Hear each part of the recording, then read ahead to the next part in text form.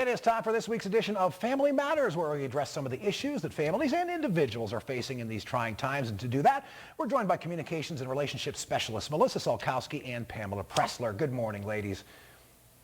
Good morning. Hey, we call it Family Matters this segment, but today we really want to focus on the individual. And last time out, we were talking about taking a look at yourself and your role in those healthy family relationships. This morning, kind of narrowing that focus down on the individual, talking about what you guys refer to as holding up the mirror to yourself. Melissa, explain.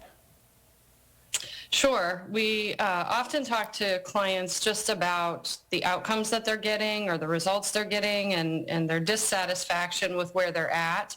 And we will really ask them to sort of look at their contribution to the outcome rather than looking everywhere else for their outcome. So that's one of the things that we do is we'll say, you know, hold up the mirror and let's look at what is your piece in this so that you're the only person you can manage. And so how can we help make some changes with that? Pamela, this self-assessment, this look in the mirror, does this involve maybe, say, taking notes? What exactly are the specifics of this kind of, self-evaluation in that mirror? That's a great question, Mark. So oftentimes what we suggest is really looking at where we show up as the common denominator in things that aren't working well in our lives. And when we find ourselves in those places, kind of doing that inventory of ourselves, we suggest, finding a trusted advisor, somebody that can help us nudge us out of our comfort zone and really hold us accountable, let us know what we need to do and not tell us kind of what we want to hear about where we need to make changes for ourselves. And Melissa, obviously, if you want to make those changes, there might be a rush to try and do it all at once. But talk about, say, the realistic pace of those progress, making changes within yourself. Sure. I think the one thing that we often suggest is just starting with self-care. When we ask clients, what do you do for self-care? What are your hobbies, your interests, your outlets?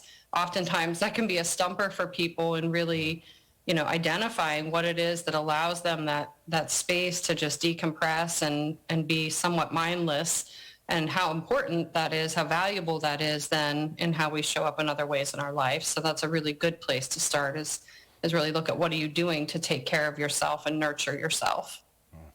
So those concrete steps, Pamela, gets more specific on those after the self-evaluation is done. You want to get an action plan together, I would imagine. Yeah. And so it really starts with just kind of sitting down and figuring out, where am I not feeling good in my life? Where am I feeling ruffled or frustrated, and what's not working for me?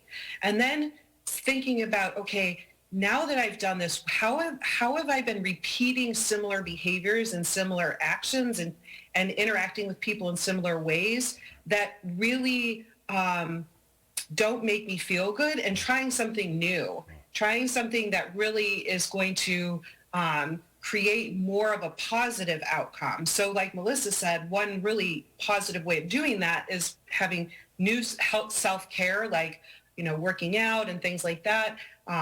Working with a trusted professional, somebody who can really call us on our behaviors, and, taking time and really focusing on ourselves rather than the things outside of us that we have no control over. Taking a look in that mirror. Pamela Pressler, Melissa Solkowski, thanks once again for your input in this week's edition of Family Matters. Thank you. We'll see you guys next week.